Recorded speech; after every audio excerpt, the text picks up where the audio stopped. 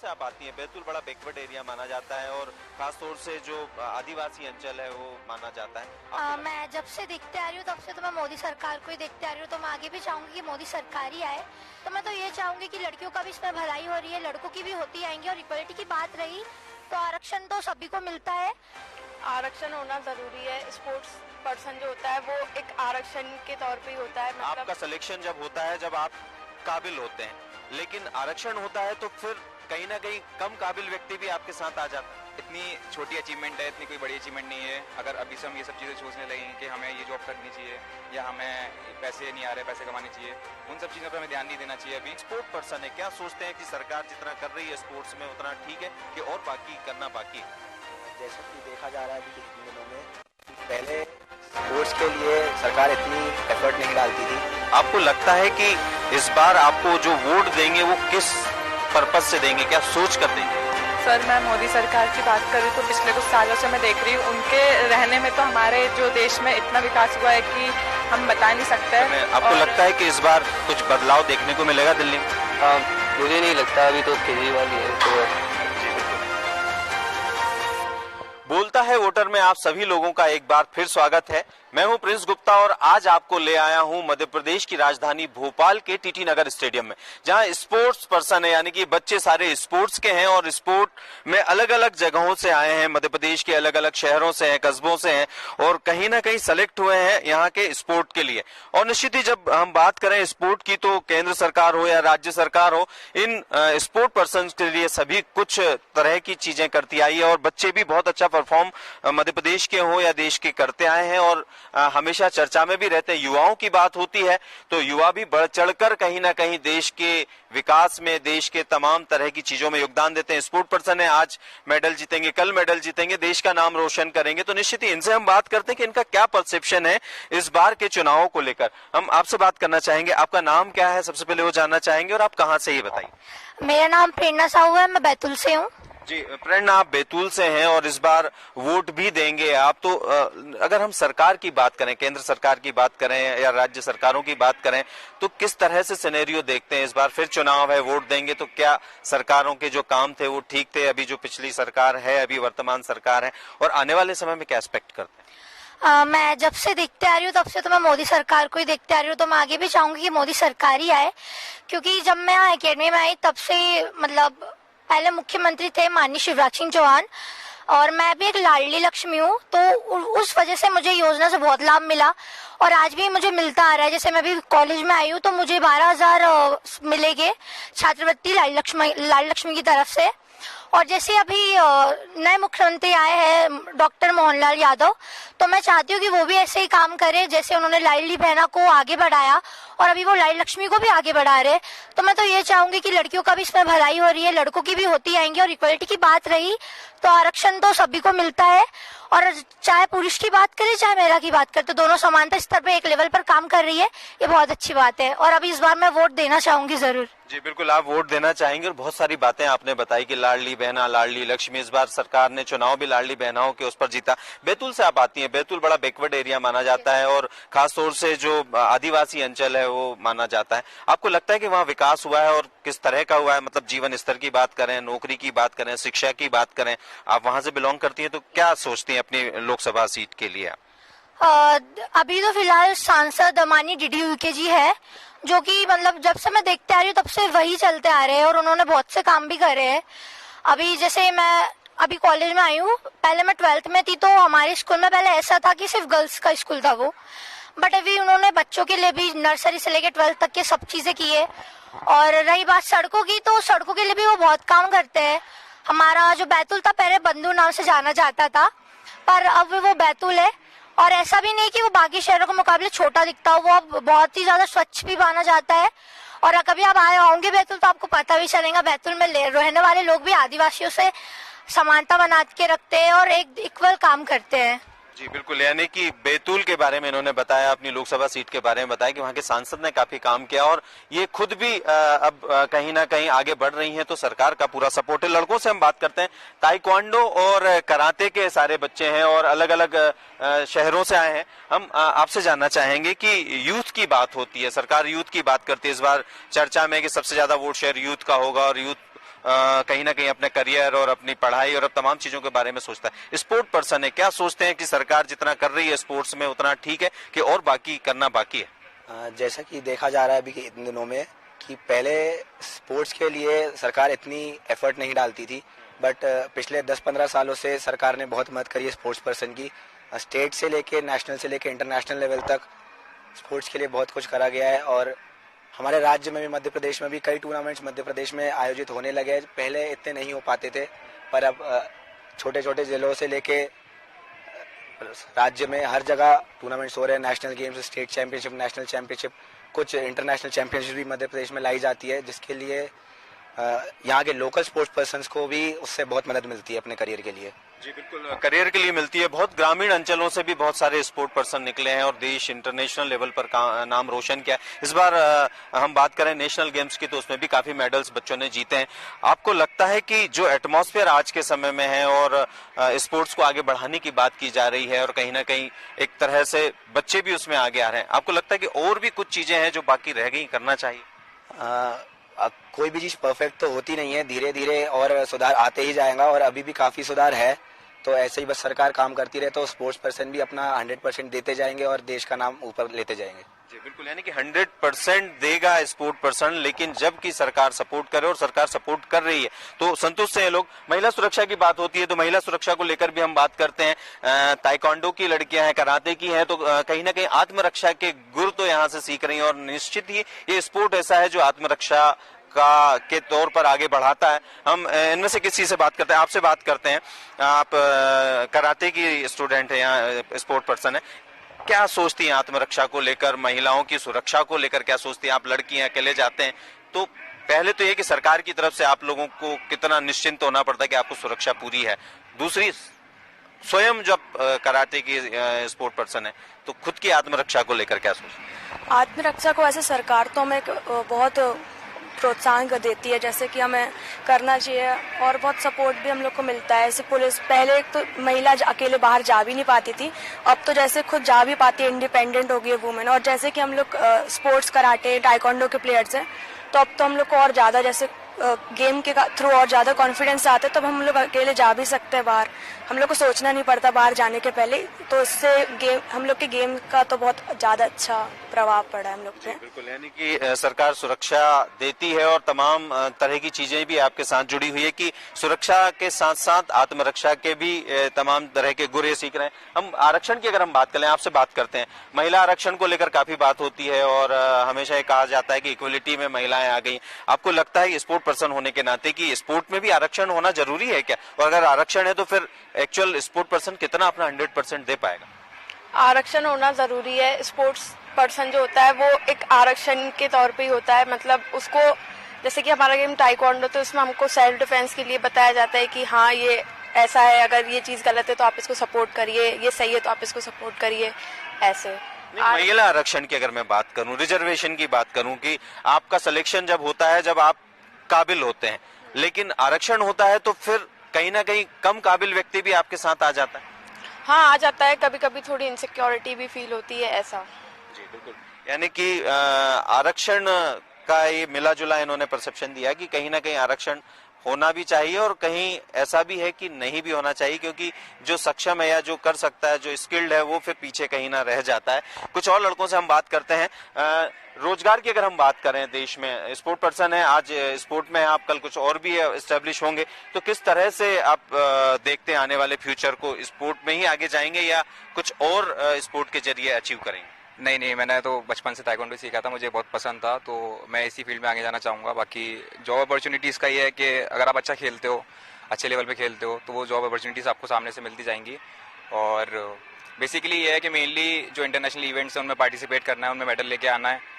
अगर जॉब वगैरह में अभी से सोचने लगेंगे कि हमें ये जॉब करनी है, अभी तो हम नेशनल में मेडल आया है और इतनी छोटी अचीवमेंट है, इतनी कोई बड़ी अचीवमेंट नहीं है। अगर अभी से हम ये सब चीज़ें सोचने लगेंगे कि हमें ये जॉब करनी चाहिए या हमें पैसे नहीं आ रहे, पैसे कमाने चाहिए, उन सब चीज़ों पे हमें ध्यान नहीं देना चाहिए। अभी हमें मेन टारगेट जो भी है, हमारे एशियन गेम्स हैं, एशियन चैंपियनशिप है, ओलंपिक्स के ट्रायल हैं, जो भी है, हमें उन बड़े लेवल के जो भी टूर्नामेंट्स हैं उन पर फोकस करना चाहिए।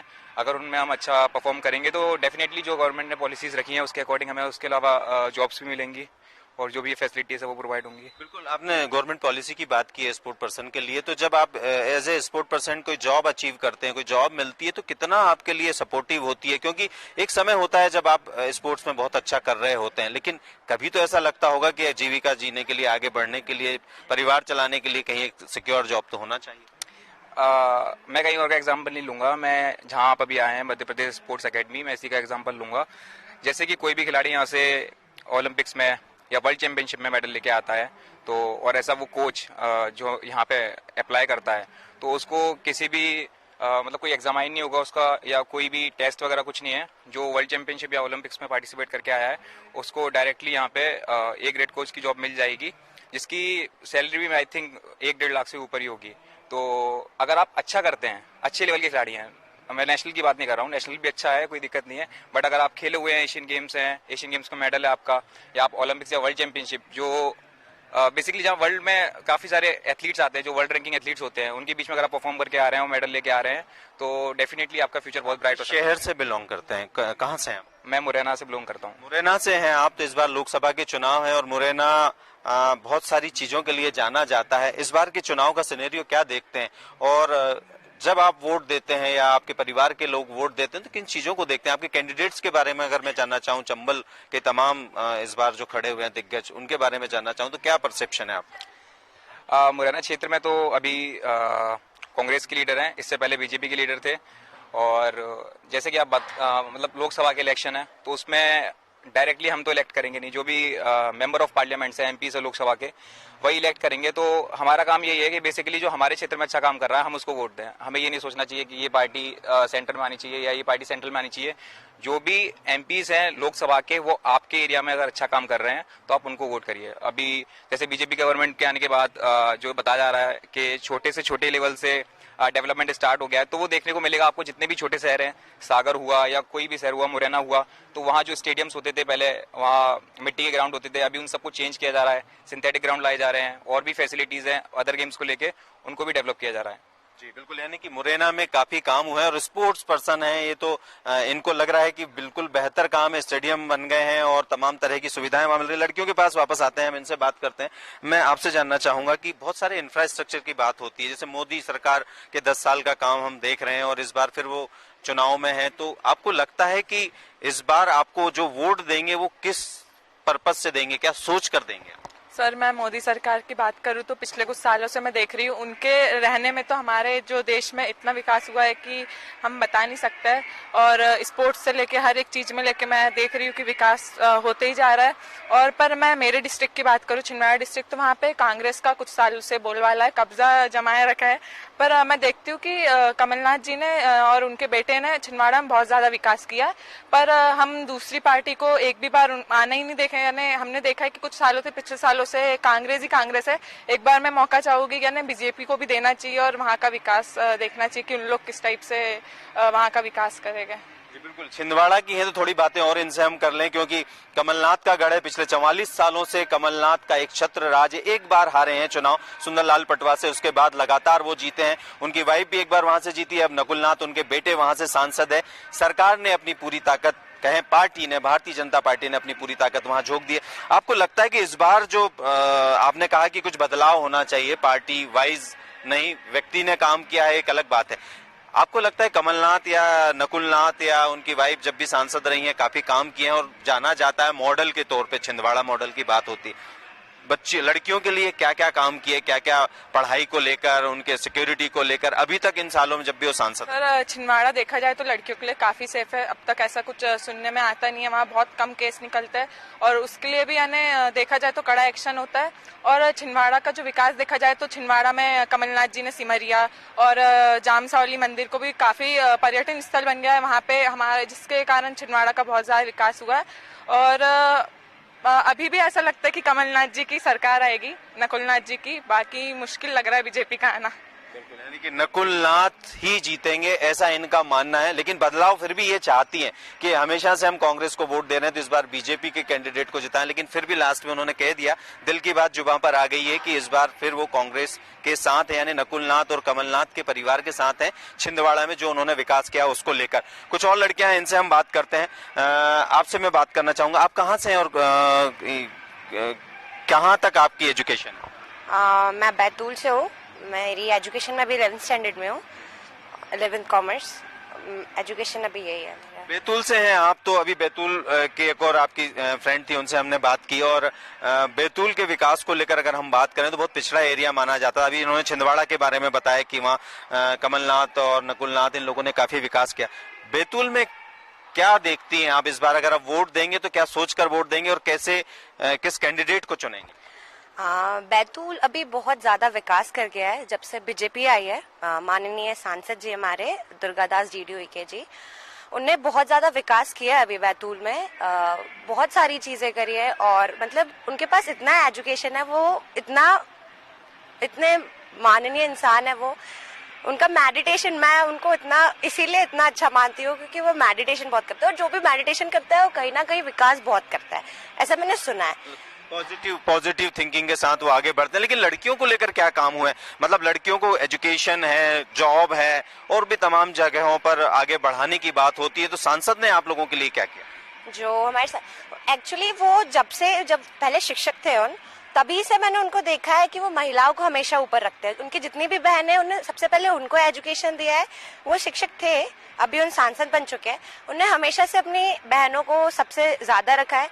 कहीं ना कहीं मैं भी उनकी बहन हूँ, तो उनने हमेशा मेरे को रखा है कि आप स्पोर्ट्स में हो तो मतलब उधर डेवलपमेंट करो। हम लोग 4 बहन हैं, तो हम लोग का घर एकदम आमने सामने, हम लोग आमने सामने रहते हैं। यानी कि आपके सांसद ने काफी काम किया और सांसद का सपोर्ट इनको रहा है, तो निश्चित ही बैतूल एक बहुत बैकवर्ड एरिया माना जाता था, लेकिन फिर भी विकास के कुछ काम वहां हुए हैं। और जैसा इन्होंने बताया कि उनके सांसद सभी को इक्वलिटी के साथ रखते हैं और आगे भी वो बेहतर करने की चाह रखते हैं। कुछ और लोगों से हम बात करते हैं, इनसे हम बात करते हैं। स्पोर्ट्स में बात होती है, कई बार ये होता है कि स्पोर्ट पर्सन काफी परेशान रहते हैं। अभी दिल्ली में हमने देखा कि इंटरनेशनल मेडल्स वाले जो स्पोर्ट पर्सन है, तो आप दिल्ली से हैं, तो चलिए जवाब अच्छा दे पाएंगे।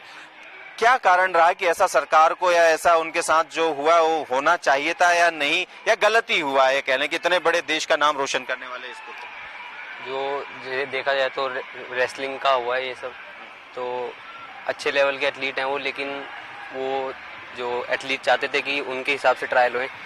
बाकी सरकार की भी उसमें थी दिक्कत, क्योंकि उनको एडजस्ट करना चाहिए था।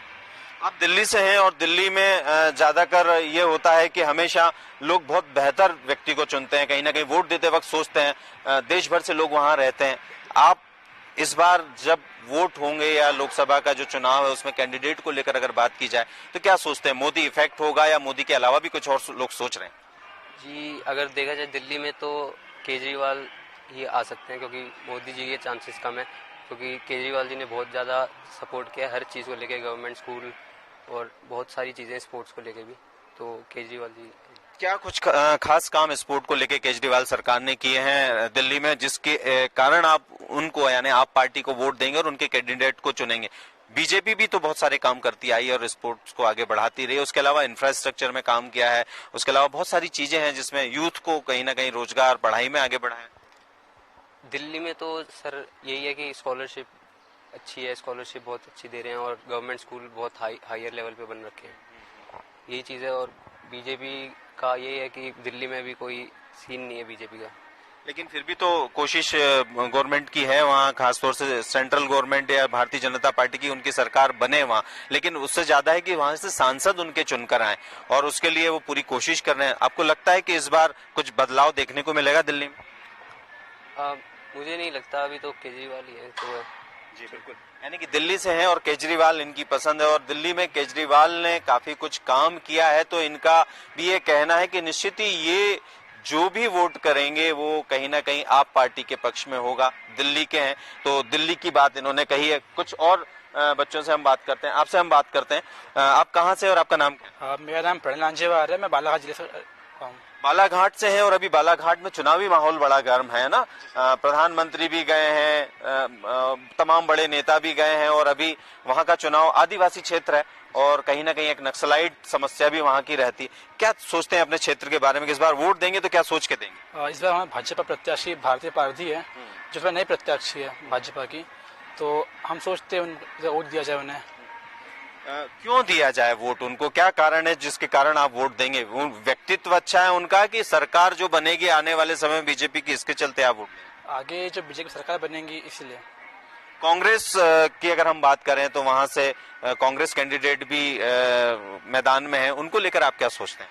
कांग्रेस तो कार्य नहीं कर पा रही अच्छा जब बीजेपी कर रही है, इस वजह से। आदिवासियों की बात होती है, अभी आदिवासी समुदाय से बिलोंग करते हैं, तो आदिवासियों की अगर हम बात करें तो क्या काम किए हैं आदिवासियों के लिए? बालाघाट जिला पूरा आदिवासी क्षेत्र और नक्सलाइड है, खासतौर से वहां पर नक्सली हमले काफी होते रहते हैं, तो आपको लगता है कि सरकार को क्या क्या चीजें करनी चाहिए और क्यों कितनी चीजें हैं जो सरकार वहां पे कर चुकी है जिसके एवज में उनको वोट मिले?